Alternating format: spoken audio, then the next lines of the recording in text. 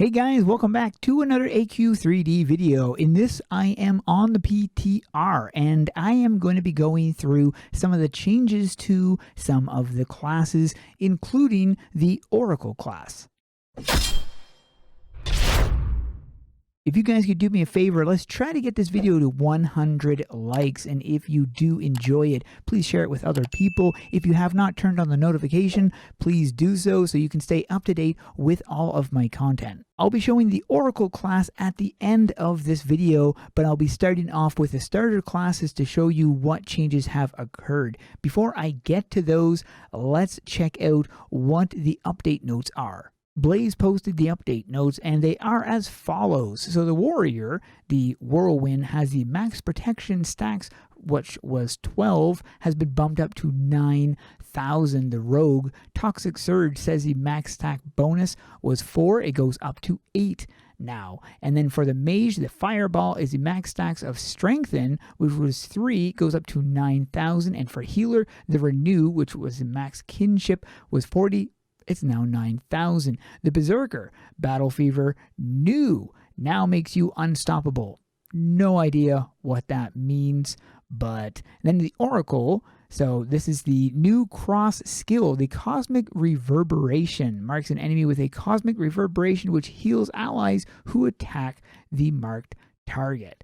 That is that. And then for the Threads of Fate, this has been adjusted. So the max damage versus bosses has been reduced from 10 HP down to 5% HP. So we're going to check out the warrior class first. And they said that it was the whirlwind that has been updated. So you can see at the bottom there, protection. This reduces the damage taken by 5% per stack, and this gives you a 5+ protection for 4 seconds. The max stack is now 9,000. I'm not exactly sure how that is actually going to work in a whatchamacallit situation, but doing this, you can see the stacks stack right up, but they only go as far as this thing is spinning. So I really don't know if, unless other warriors can help you spin, maybe if other warriors were to spin on time, it would keep those stacks going. Otherwise, they don't go beyond 6. I can check these changes in an area with multiple enemies as well. So for mage, we have the fireball and the fire aspect, which increases the attack for each stack. This is a 10+ attack, 10% more attack. It lasts for 10 seconds, maximum stack. So the issue with this is you're going to run out of mana after a while.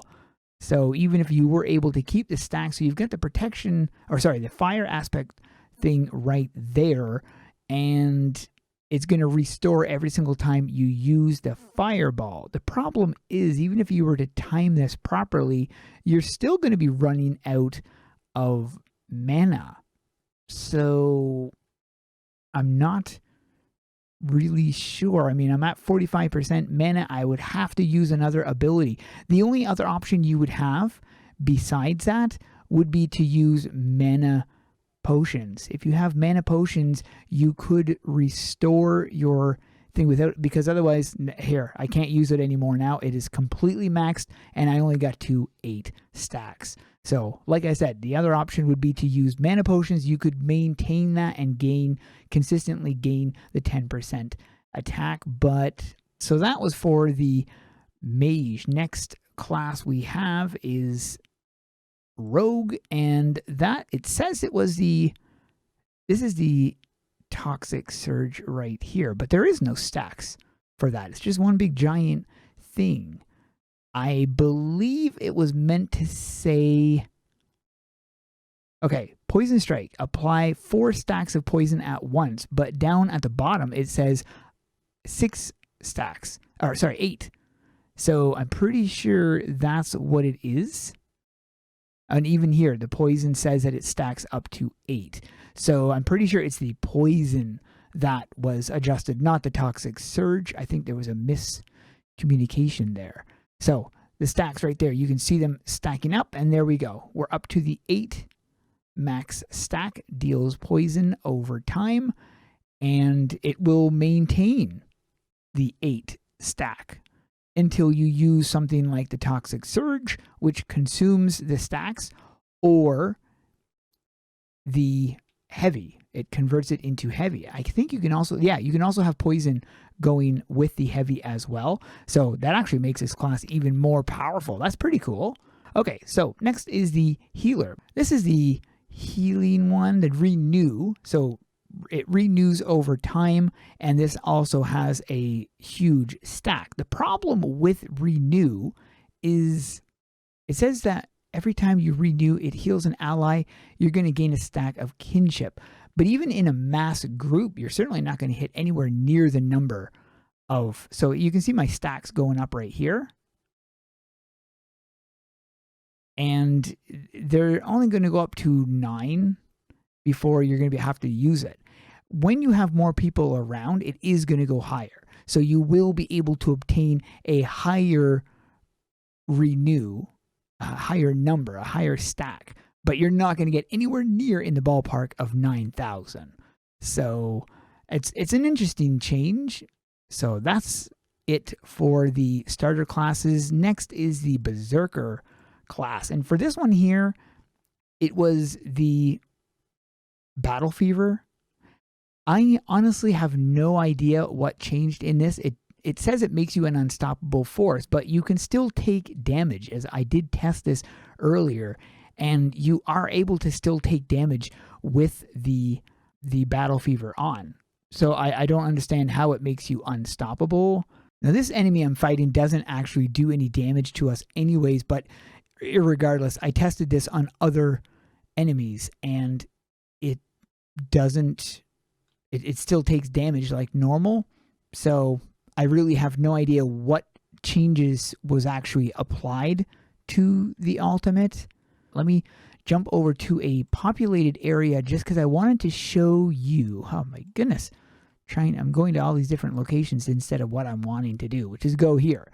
So this is not what I need. I wanted to show you the spinning. So if I'm going to get all these people grouped up right here, I'm just going to get these 3 people targeted. And then when I spin, so you can see the stacks go up. I've got it up to 18 with that one stack for protection. That's pretty good. That is pretty darn good. So that's with 3 different people on me. And that really does help reduce the damage intake that they're hitting me with that protection on compared to when it's off. Now, the moment we've been waiting for, we're going to check out the Oracle. Now, this is the time wizard, as you can tell from the amazing drawing right here. It's also time to duel. And these are the skills right here. So I did show this, but I might as well just run over it really quickly. The passive, delay lines. This increases the cast speed. The first skill is the Oracle Auto, which repeatedly hits the enemy with bursts of magical power. The Cosmic Shadow targets an enemy and channels their cosmic energy into a beam, dealing damage to them and those are behind them. So that's important to note. Behind them is what it does. Reset the variance. Now this deals damage to a single target. If it kills it, resets all your cooldown. That's pretty cool. Time Vortex. Summon the Time Vortex that repeatedly slows and deals damage to all enemies inside the vortex. Very nice. And then the ultimate, Threads of Fate. And this is the one that had 10 HP against a boss. It's been reduced to 5. Channel for a few seconds to cut your target's current health in half. This damage is reduced against bosses. And then the Cross skill marks an enemy with a cosmic reverberation which heals allies who attacks the marked target. I don't know if the ranks are in place yet. Not yet. So ranks aren't in place. Let's check this very cool thing out. We're going to jump over to the PTR. So the PTR. We're on the PTR, stupid. We're going to be checking this out in here against these enemies over here. So first we are going to equip the Cosmic Reverber. Already equipped. Bullcrap it is. Fine. Then I'll do that. And then I'll do that. Because it said it was already equipped and it wasn't. Now, in previous videos, I've already showed you this, but I'm just going to do it again. So the first is the auto attack right there. Very nice animation on the auto. So next we have the Cosmic Shadow. So let's see what that looks like. Boom. Oh, I love that. Look at that, though. That looks really cool. You see it, and it also hits the one in the background right there because it says that it hits those behind them as well. So upon targeting this guy, you can see the damage behind. And there's a line right here. You can see the line. Now the carpet covers it up, which is not anything I can do about that. But you can still see where it goes. So that's really cool. Next, we have the reset variance. Now this kills the target. It resets all of your cooldowns. However, it's not going to be killing it. So it's just going to be hitting the base damage of the 100%. Also increases a percentage of damage taken, which reduces their protection by 5. So that stacks to 5 and lasts for 15 seconds. So this is the animation of it. And do that again. I like that. I think that's cool. It's subtle. It's not super big or anything, but I like it. We'll do it from this side like this. And then we can do it again. I like that. That's pretty neat. So next we have the vortex. And this is my favorite one right here. Now I think I have to get pretty close in order for this to work. So we've got the vortex right here. In fact, we can engulf both of them right there. And then the vortex is going to be dealing damage to both of them. This vortex also says that it slows them down and increases a percentage of damage taken for 15 seconds. That's the vortex. It is a gorgeous attack. Really, really nice. Nice AoE. So that's going to be really, really handy for whatchamacallit. And then you have the final, which is the Threads of Fate. And this channels for a few seconds to cut your target's current health in half. And this damage is reduced against bosses. So it reduces it by 5%. It takes off 5% of health. I'll be showing you that against a boss as well. So this one here is you can see right here, okay, what his health is. So he's at 146,000 health. Now watch this. With the Threads of Fate, we're going to apply this and boom, look at that. Took off literally half his health. Is that crazy or is that crazy? So that is what this class can do. Very, very awesome. Absolutely love this class. Now that is not all, however. We still got more. The cross skill. I have not seen this yet, so I'm interested to know what it does. This marks an enemy with a cosmic reverberation which heals allies who attack the marked target. This will come in very handy. So I'm going to see what the animation of this is here. Let's get it like this. And let's do that. Oh, okay.